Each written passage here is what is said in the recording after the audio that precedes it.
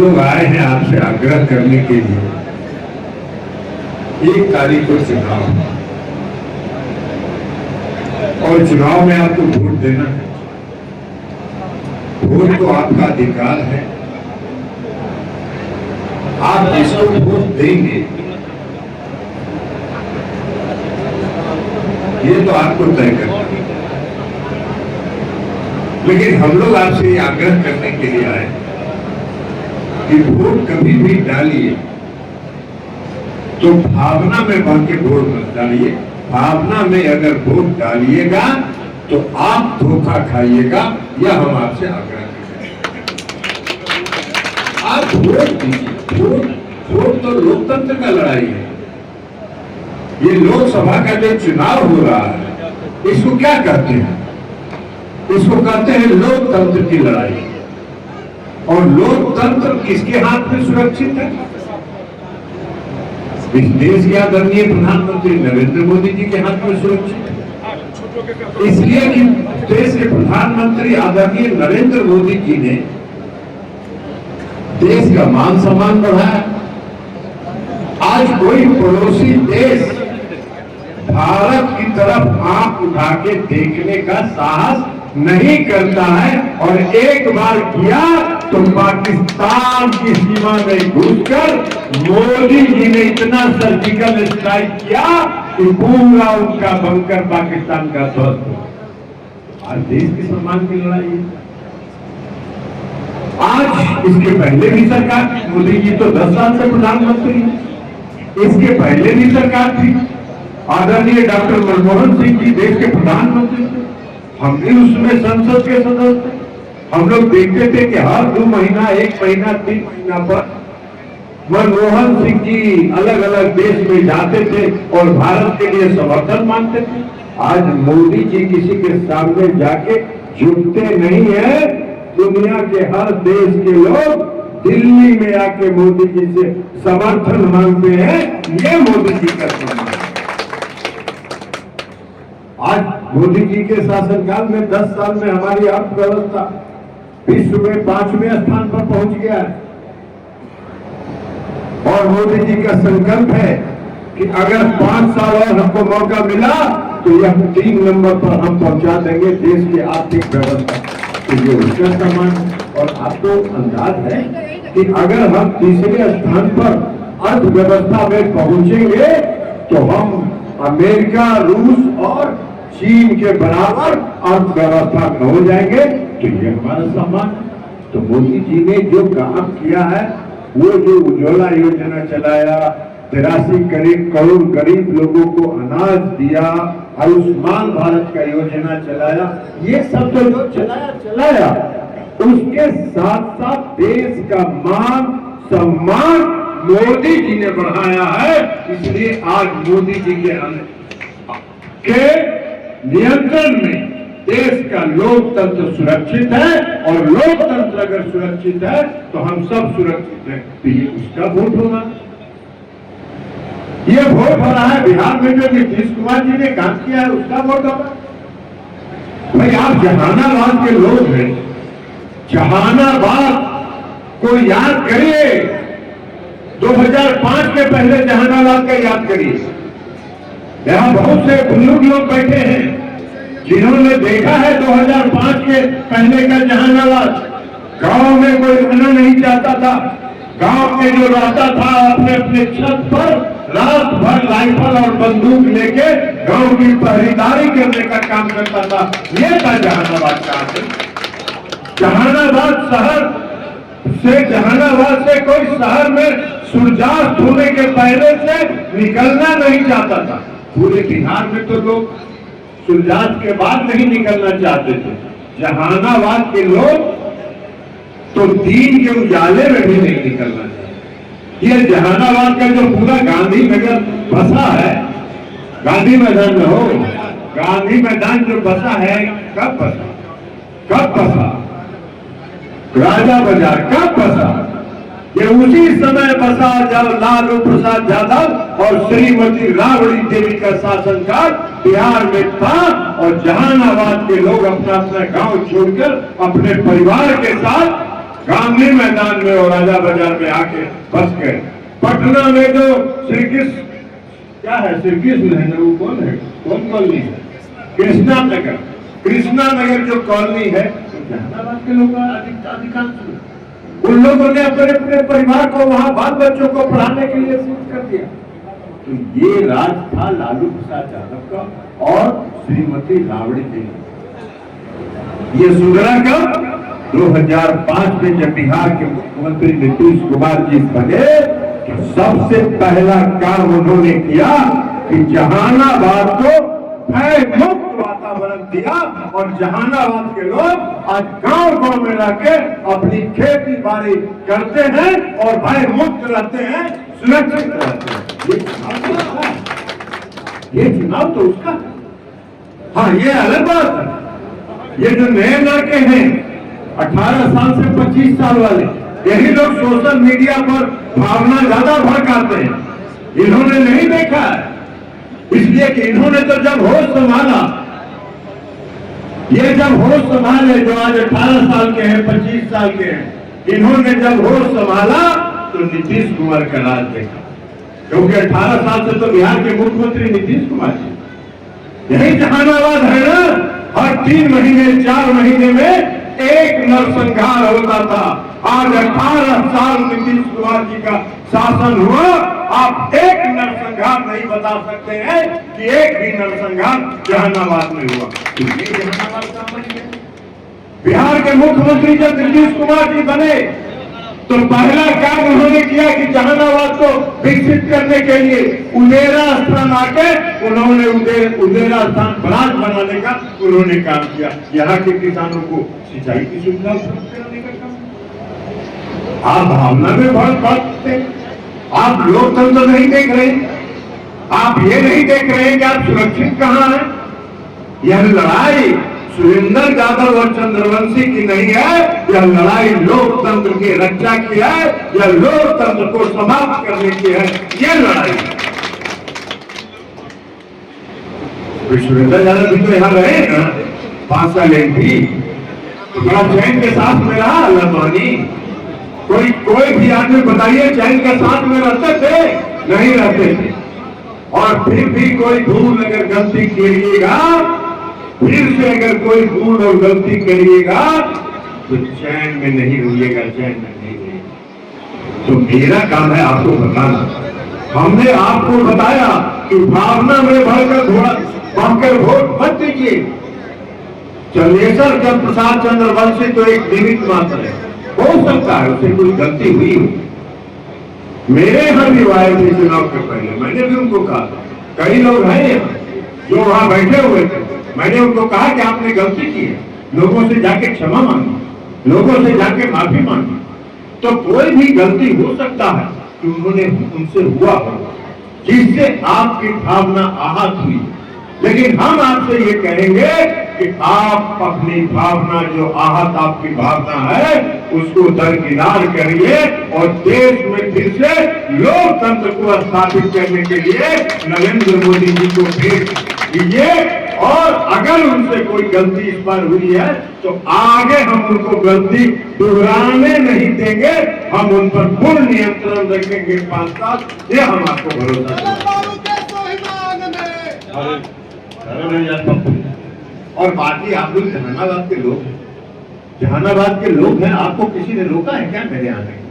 मेरे यहाँ जो लोग आए जहानाबाद के लोग, हमसे जो भी संभव था हमने उनकी सहायता की। यही पप्पू जी है आए थे, इनका मदद करिए। अलगिना पूछो तो पूछा। अभी हम जो मुखिया है इन्हीं के देन है। और इंजीनियरिंग कॉलेज में कोई मेरा प्रतिनिधि नहीं था, जब इनके पास गए तो पूरा रिकॉर्ड बनवा के हम लोग को इंजीनियरिंग कॉलेज आश्रम में दिलाने का काम किया। आप देख लीजिए, तो जो चाहिएगा तब ना। अब हम भविष्यवाणी तो जान नहीं हो, हम आगामी ये जो होता है वो हम कोई ज्योतिष तो है नहीं कि हम जान ले कि थोड़ा की कष्ट हो। आपको कष्ट अगर होता है, कोई तकलीफ होती है तो हमारे पास जरूर आइए, आपका स्वागत है। और आप आइएगा, हमसे जितना संभव होगा मदद हम आपको करेंगे, ये हम आपको भरोसा और विश्वास है। लेकिन हम आपको एक बात जरूर कहेंगे कि भावना में भक्का वोट नहीं, कभी भी भावना में भागा वोट मत दीजिएगा। और ये जो नौजवान लड़के हैं 18 साल से 25 साल वाले, जो बुजुर्ग लोग हैं, उनको बताइए कि बाबू तुमने नहीं देखा है, तुमने लालू यादव और राबड़ी देवी का राज नहीं देखा है।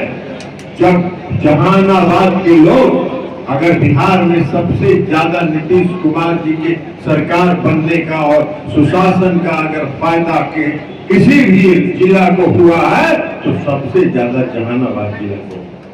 उनको बताइए उन नौजवानों को कि बाबू तुमने नहीं देखा है, हम लोगों ने भुगता है उस राज को, लालू यादव और राबड़ी देवी के राज को।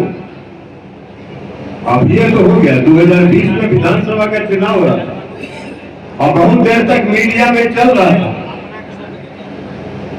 कि महागठबंधन तेजस्वी यादव का सरकार बनने वाला है। पूरा पटना शहर में आप लोग को नहीं मालूम है, ये जितने उनके गुर्गे लोग थे ये सब कुर्सी निकाल निकाल के आधा रोड छेक के और कुर्सी पर टांग चढ़ा के बैठ गए।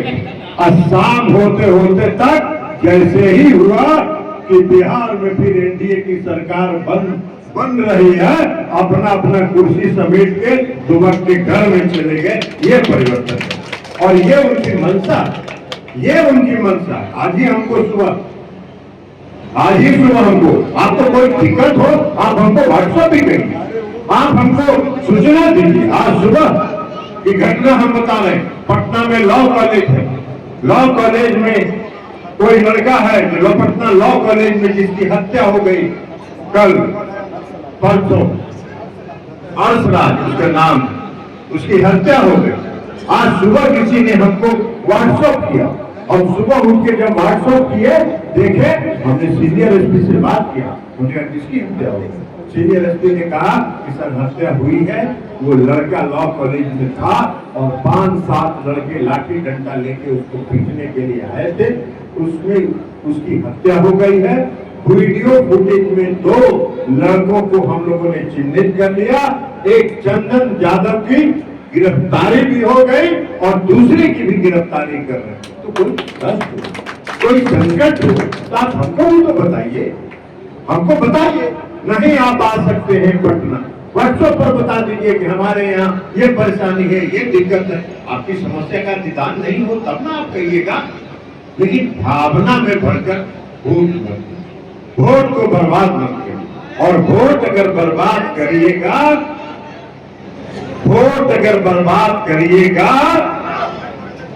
तो सुरेंद्र यादव चुनाव जीतेगा। और जब सुरेंद्र यादव चुनाव जीतेगा तो आप कल्पना कर लीजिए कि जहानाबाद की स्थिति क्या है। जहानाबाद की स्थिति भयावह हो जाएगी, आपको कोई दरवाजा नहीं दिखेगा जहां आप जाके फिर गुहार लगा सकते। तो इसलिए आपसे ये हम आग्रह करने के लिए आए, आपसे हम विनती करने के लिए आए। छोड़िए न चंद्रशेखर चतुर्वेदी, अगली बार दे देते जी, अगला बार हो जी तो काहे ना चिंता करेंगे, इसी चिंता करने की कौन बात है। आज में कल तो होना ही ना, इसलिए होता। हमको पार्टी का राष्ट्रीय अध्यक्ष किसने बनाया, हमको सम्मान किसने दिया, पार्टी का राष्ट्रीय अध्यक्ष किसने बनाया, उसी नीतीश कुमार ने बनाया। हम नहीं तैयार हो रहे थे, हम नहीं मान रहे थे, उन्होंने आग्रह करके हमको कहा कि ये मेरा आदेश है। अंत में उन्होंने कहा कि मेरा आदेश है और हमने उसको स्वीकार किया। तो सम्मान तो देते ही है नीतीश कुमार। अब किसी कारण से अगर यहाँ नहीं है तो यहाँ का जरा भौगोलिक स्थिति, हम उस पर चर्चा नहीं करना चाहते, जरा भौगोलिक स्थिति को देखिए और भौगोलिक स्थिति को देख के समझिए कि अगर उन्होंने नहीं दिया इस बार तो उसका कुछ कारण है। सिर्फ आप ही वोट दे दीजिएगा उससे कोई चुनाव नहीं जीत जाएगा। अलग अलग समीकरण को भी जोड़ना पड़ता है और हर समीकरण को जोड़ के हम ही मुंगेर में चुनाव जीतते हैं, ताकि पिछड़े वर्ग के लोग हमको वोट देते हैं, हर वर्ग के लोग हमको वोट देते हैं तब ना हम जीतते हैं। अकेले एक आदमी के वोट से और एक समुदाय के वोट से हम कोई मुंगेर में चुनाव जीत सकते हैं? नहीं जीत सकते। तो इसलिए ये हम आपसे आग्रह करने के लिए आए, आपसे विनती करने के लिए आए। ये सब हटाइए। और आप लोगों का एक और, माफ कीजिएगा, बुरा मत मानिए, आप लोगों का एक और आदत है